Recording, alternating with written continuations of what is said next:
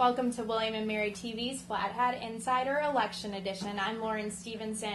It's almost 2 weeks until Election Day, but the race between Mitt Romney and President Obama is far from over. Both candidates performed strongly in Tuesday's debate. Each firmly asserted their platform while answering questions from undecided voters. Even though the president had a better second debate, Mitt Romney is riding the momentum from two solid debate performances.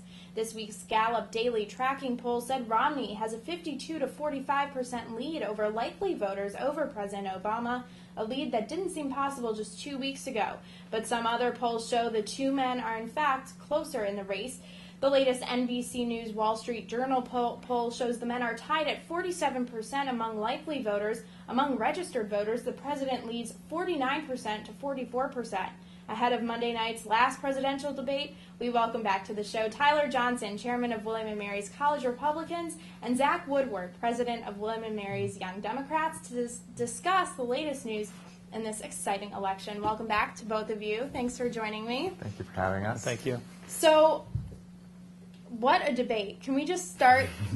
Let's just talk about how it went stylistically, the questions, the interactions between both Governor Romney and President Obama. So, Tyler, do you want to start it off?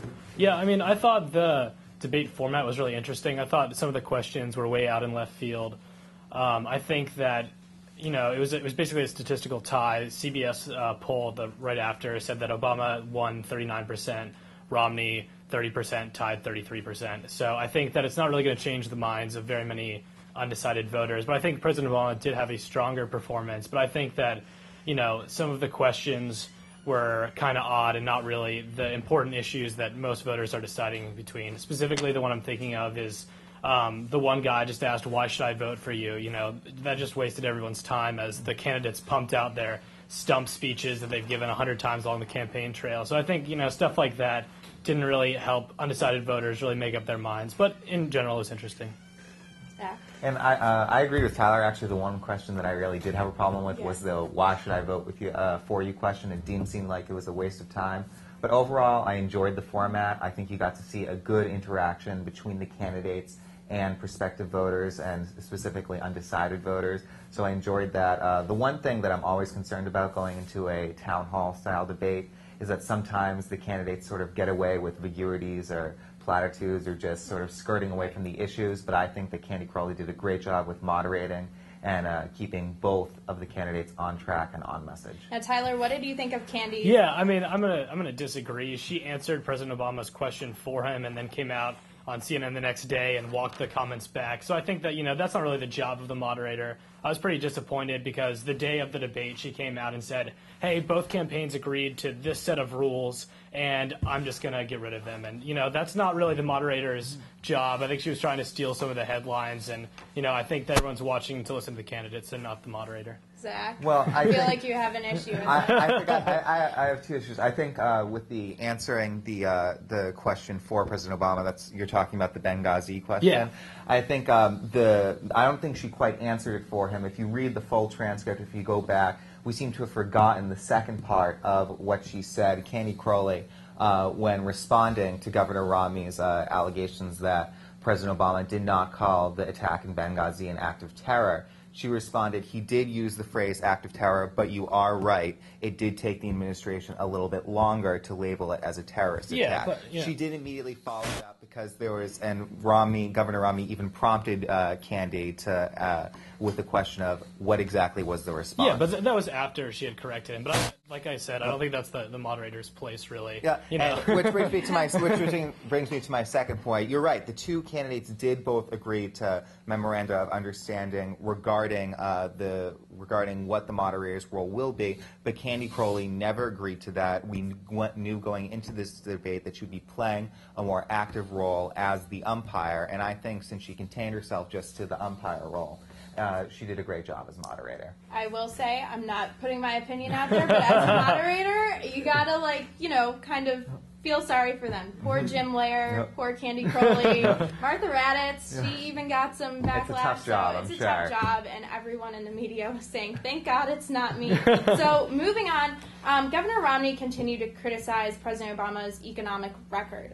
The president responded with an analogy that Romney's vague tax plan is equivalent to a prospective business owner withholding details of the business plan. So, Tyler, can you tell us when Governor Romney, A, if you agree with that, don't think you do, and B, when he will kind of show us more of his economic plan? Yeah, I mean, I think he's been fairly straightforward. I think he said he's going to cut individual tax rates by 20%, eliminate the estate tax, and eliminate the alternative minimum tax, and pay for that with a combination of a growing economy and by capping deductions for individuals, which will affect higher income Americans more than middle class Americans. But I think that all of this talk about specifics is absolutely absurd. I mean, if you remember Nancy Pelosi's quote on Obama's signature piece of legislation, we have to pass the bill to figure out what's in it. So I think it's really ironic and hypocritical for Obama to be criticizing Mitt Romney about specifics when he passed, an over 1,000-page bill in the dead of the night with 2 days, where none of the congressmen had already read it, and then 2 years later to come, oh, your economic plan isn't specific enough. I don't even know what President Obama's plan for the second agenda is. So, for his second term, what his agenda is. So I think it's pretty hypocritical for him to go after Romney on the basis of specifics. Zach, your turn. Well, I think that, where it differs from the Obamacare bill was that we spent months working out in an open, in the light of day discussion about what's going to be in that bill. But with Romney's tax plan, we don't know anything. We keep getting studies after studies showing that the numbers don't add up. This is going to raise middle-class taxes by $2,000.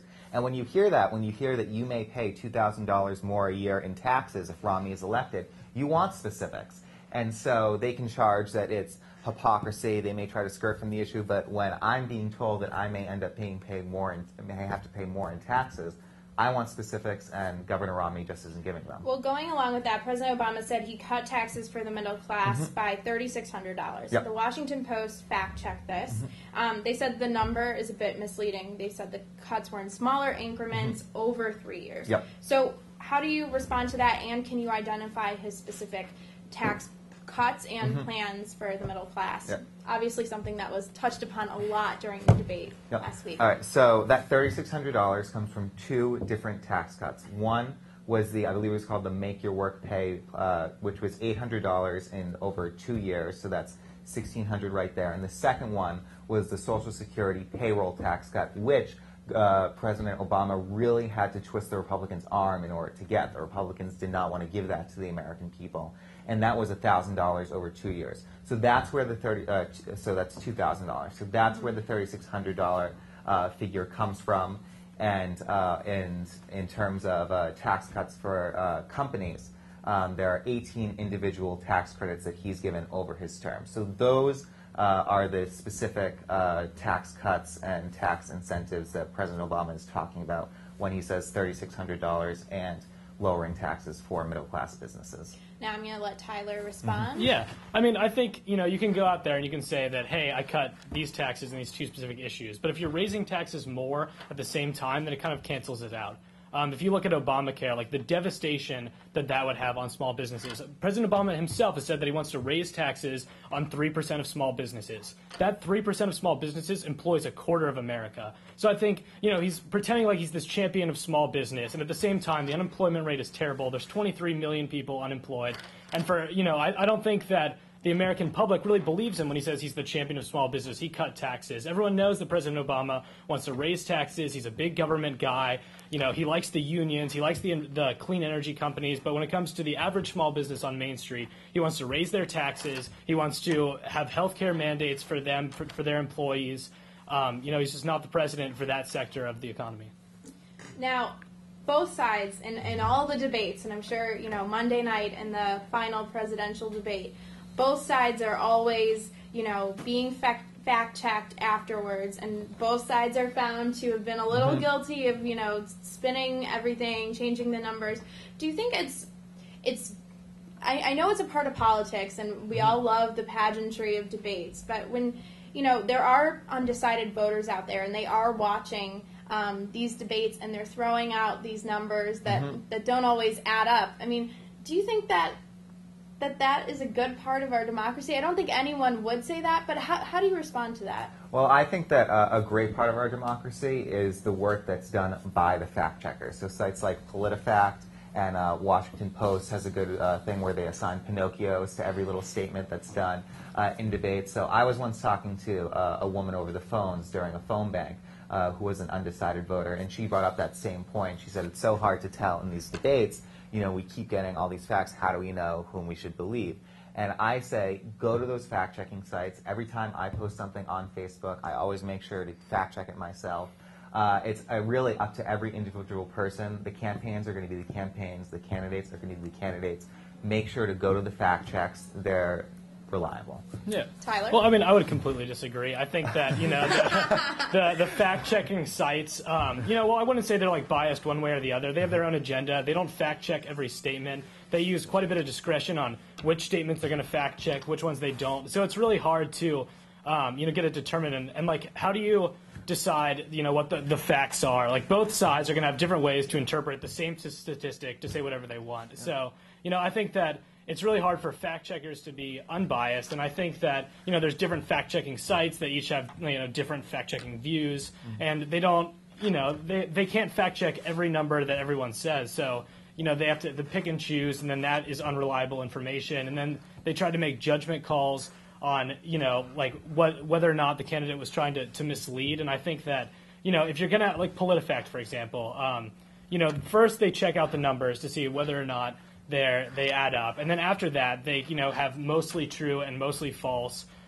based on, you know, whether or not they were trying to mislead with statistics or something else. So, you know, if I see a claim and then PolitiFact rates it mostly true, like, what does that mean? As an undecided voter, like, you know, I still don't really know, like, whether I should believe him, whether I, you know, I should not. It's like, well, this is true and this isn't. So I think it's just, you know, more confusing, and that the undecided voters, they've had months and months and months of their TV and radio being barraged, and I think that, you know, at the end of the day, they're going to just kind of go with their heart, and I think that that's, you know, how we decide. Especially here in Virginia, people are definitely looking forward to the election coming to an end so they can watch TV without being facing a barrage of all of those attack ads and stuff like that. So, Tyler, the bailout of the auto industry has come up a lot in the different debates. President Obama has brought it up a lot, attacking Governor Romney due to his editorial in the New York Times when he said he would not bail out the auto industry, he wouldn't loan government money to bail them out. So he said that they should have gone through a managed bankruptcy. Mm-hmm. How exactly would those three companies have survived without government money? Well, I mean, you look at Ford, and they did it pretty well. You know, they're more competitive than GM and Chrysler, and, you know, I think that they're the perfect example of what a large car company in Detroit would look like if it didn't take government money. You know, GM took a $50 billion bailout, and we don't know where all that money is. We still haven't gotten it all back. We're not making interest on it, and GM is having bureaucrats telling them how to run a car company. And, you know, you look, and it's the auto workers in Detroit aren't competitive when you compare that with the ununionized car industry in North Carolina, for example, or Georgia or Alabama. Or even Ford, who is unionized and up in Detroit, but, you know, they didn't take a penny of government money, and they're still doing really well. So, you know, I think that this bailout was completely unnecessary. It was big brother government telling the car industry how it should run, the too big to fail mentality. And, you know, I can differentiate between that and the financial institutions, but, you know, I think that we definitely did not need to bail out GM or Chrysler, and I think Ford is the perfect example of why not. Zach, respond. So Governor Romney made two main claims in his Let Detroit Go Bankrupt editorial. It was months before the bailout, and he said, one, any sort of rescuing of the auto industry needs to be structured. And two, he said it was okay to take money so long as there was a structured reorganization. Now you look at what happened after the bailout.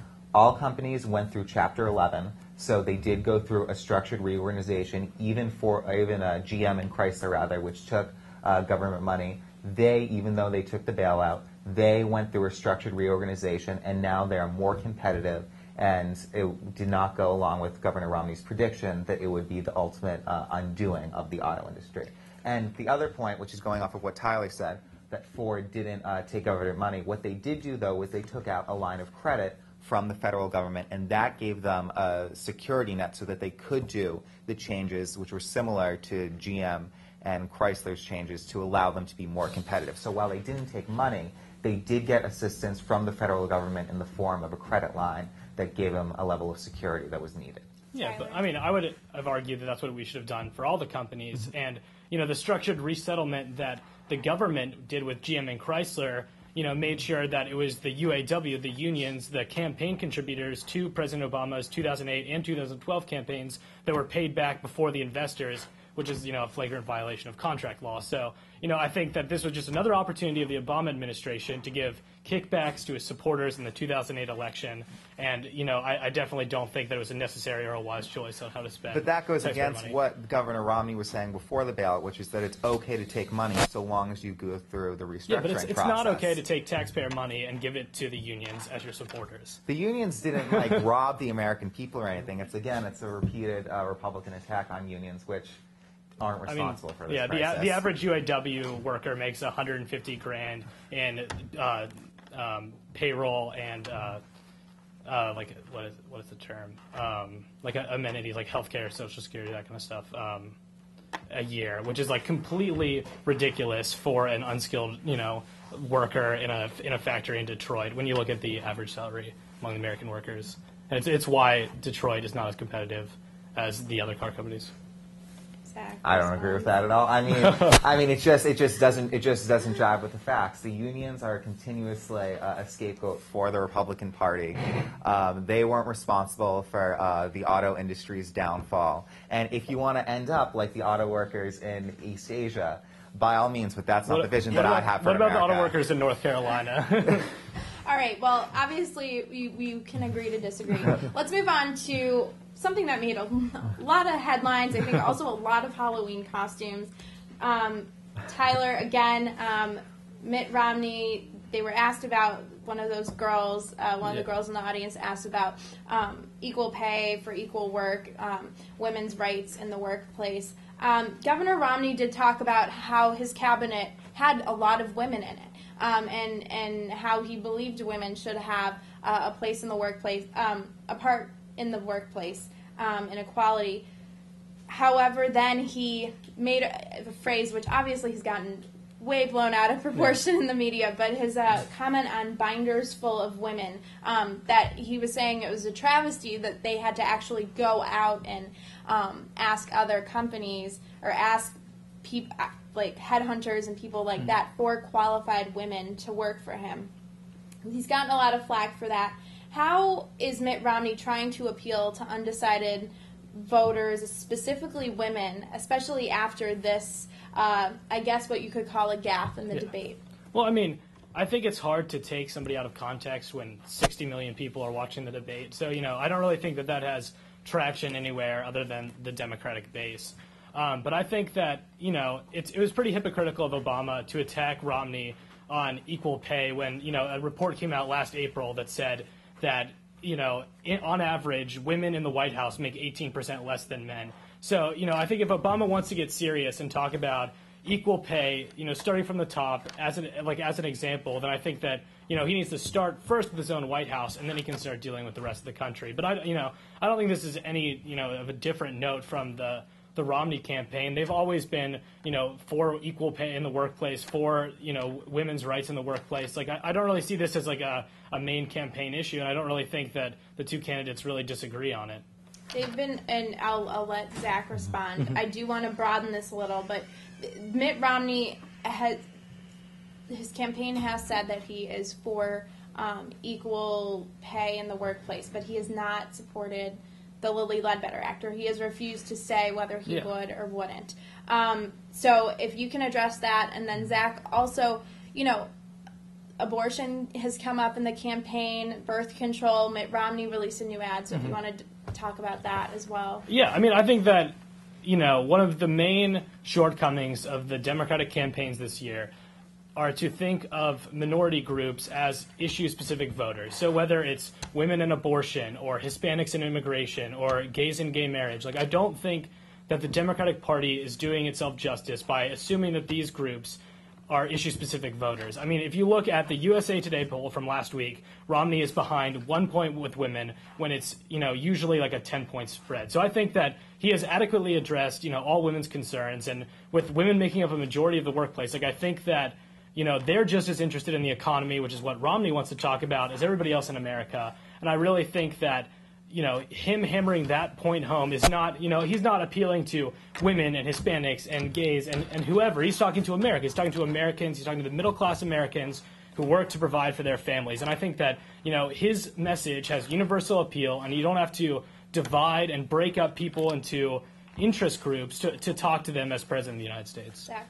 Well, I think one thing, in response to his latest comment, I think Governor Romney has been on record for saying he's only been talking to 53% of America throughout this entire campaign. But with regard to issue-specific voters, focus group after focus group and poll after poll is showing that, yes, people do care. There are issues that bind us all. But these woman-specific issues are tilting the sway in favor of President Obama. Women hear what Governor Romney's plan is in terms of the workplace, in terms of contraception, in terms of abortion, and they're not liking what they're hearing. And a lot of these issues are, in fact, related to the economy, like you said.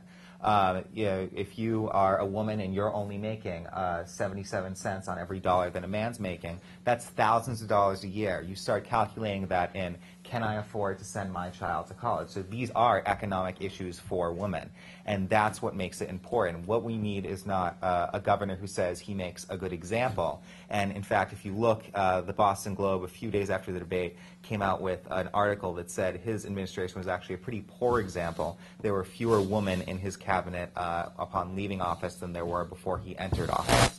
But what we don't need is an example. We need strong laws like the Lilly Ledbetter Fair Pay Act, which the governor has failed to put his support behind.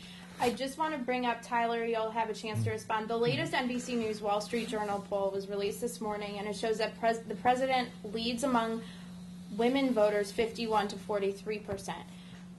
That is still a tightening of the gap. So, I mean, you've addressed that, and maybe you can address that after Tyler has his chance to respond to all that you said. Yeah, I mean, I think that, that Mitt Romney's argument is working with women. His poll numbers are going up among them. They're statistically higher than they are for Republican candidates in general. You can tell me that, that they don't like his stance on birth control or abortion, but then, my question is, then why do his poll numbers keep rising? I think that women voters do like what he has to say, and I really think that, that message is going to eventually win out. Zach, small response. We're running out of time. Yes. Quick response. I think women voters traditionally, study after study has shown that they've been late deciders in terms of this election. It's usually the last week before the election in which they make up their mind, and we really won't understand how the woman vote is going to turn out. I think President Obama will win the woman vote. It's just going to be a question of how much. All right, last question of this panel. Obviously, the whole Libya exchange, we talked about it earlier in our discussion, but the Washington Post fact-checked, when Romney claimed that President Obama's administration took several days to call the attack on the U.S. mission in Benghazi, a terrorist act. President Obama said it was an act of terror. Later on, he said it was a terrorist attack. The Washington Post says that it was mostly true, based on the context of what President Obama was saying. There was a lot of debate on all the Sunday morning shows. So can you clarify how President Obama responded to the issue, why he was reluctant to call it a terrorist attack, and he called it an act of terror? A lot of people say that's the same thing, but if you think about it, if you analyze it like we as political people do, there is a difference. Yep. And so I think you touched upon that. It's going to end up being a semantic argument that people can go back and forth on that's never going to be settled. But on the day of the attack and immediately following it, President Obama came out, and his main focus was responding to a terrible tragedy in which one of our embassies was attacked overseas and 4 Americans died. And so it was a tragic event, and so the immediate response was to come together as Americans in response to that event. In the following days, there were conflicting reports around the Muslim world at that time, specifically in Egypt, there were protests and demonstrations outside U.S. embassies in reaction to a video that was anti-Muslim, and so that caused a lot of confusion. There were some reports from Benghazi saying there were demonstrations outside the embassy. There were other witnesses who were saying there was none. So what happened was that the administration was waiting to get all the facts in, to get all the intelligence to decide what exactly happened in Benghazi on the night of the attack. And then, after about 8 days, it became clear that it was a terrorist attack, that it was premeditated, and that's what the stance that the administration has taken once those facts had come in. Tyler obviously has a different opinion. I do want to bring up that critics do say, though, the president's in charge. The buck stops with him. And the fact that the intelligence community wasn't bringing him the right information, and that and Ambassador Rice, who's gotten a lot of flack for it, has blamed it on this video, and we didn't really know anything for 14 days. So Tyler, I'll let you kind of add to that. Well, I agree with the facts that Obama did say it was an act of terror in a speech in the Rose Garden. He then went to a fundraiser in Las Vegas the next day, and then sent the UN ambassador on Sunday to a host of Sunday talk shows to say that it was a spontaneous attack that was coming from these protests. And they also sponsored ads in Pakistan in which the American government distanced itself from the YouTube video that was made in California and linked that with the attack in Libya. It is now clear that that high-up security officials within the Obama administration labeled it as a terrorist attack within 24 hours of the ambassador being killed, to mobilize resources within the administration to be able to find out who did it, to that kind of stuff. So I think the question that the American people are asking is, if the Obama administration itself labeled it as a terrorist attack within 24 hours, why did they then spend 2 weeks paying millions of dollars for ads in other countries saying that it was a spontaneous attack, and sending the UN ambassador onto talk show hosts to talk about how it was a spontaneous protest that got out of hand? If it's clear that the administration itself labeled it as a terrorist attack within 24 hours, why did it take them 2 weeks to tell the American people that? And I think that that's all going to come out Monday. I think that the man who asked the question of the debate, his question was not answered. He asked, when did you know, and who knew when, and that was completely dodged. So I think it's going to be harder for the president to run away from that question on Monday, and I'm really looking forward for me and the American people to get an answer. Quick response? I think that national security is a very sensitive issue. It was a very, as all the reports have shown, it was a very confusing attack where not all the facts were immediately clear, and we still don't know what happened in Benghazi on that day. It is now clear that elements of it were premeditated, and the president and his administration have gone on with that from now on. Well, thank you, too, for giving us that wonderful preview of what we're going to see tomorrow night when Bob Schieffer hosts the foreign policy debate. Clearly, Governor Romney will bring that up. It's been a good topic for him, of the president's handling of everything. So thank you, Zach Woodward of the Young Democrats, Tyler Johnson of the College Republicans. Thanks so much. And now to Zach's take. Welcome, Flat Hat online editor Zach Hardy. So, big Senate debate here in Virginia. Yep, it was the last one. Kane and Allen had their last debaters at Virginia Tech. So, kind of similar, as I've been saying in the last ones, there are lots of parallels between this and the Senate election. So, as the candidates have been, it's nearing election day, they've been getting more moderate or whatever, and the debate, like the presidential one, was pretty feisty. They were going lots of back and forth, lots of you said this, no, you said this, blah, blah, blah. So, one of the biggest things, I've mentioned it before, George Allen is really driving the sequestration of military funding or whatever. He says that the numbers say about 200,000 jobs in Virginia are potentially going to be lost. So he's really driving that home. He even called Tim Kaine, quote, using the military as a bargaining chip for raising higher taxes, but then Kaine responded, said, no, I'm not. I'm only raising taxes for $500,000 income and more. So it was lots of back and forth. But poll gaps are closing. Like Tyler said earlier, Mitt Romney's poll gaps are closing. George Allen's are as well. Tim Kaine has had a pretty healthy lead up until this point, but now he's only got a 1 or 2 point lead according to most polls. It's all down to the wire. Yeah. Right here in Virginia. It's so exciting for us. Thank you so much, Zach. Absolutely. Really appreciate it. And thank you for watching. That's all the time we have for this episode of the Flat Hat Insider Election Edition. Be sure to follow us on Twitter and Facebook. And stay tuned. Tomorrow night is the last presidential debate moderated by Bob Schieffer between President Obama and Governor Romney on foreign policy.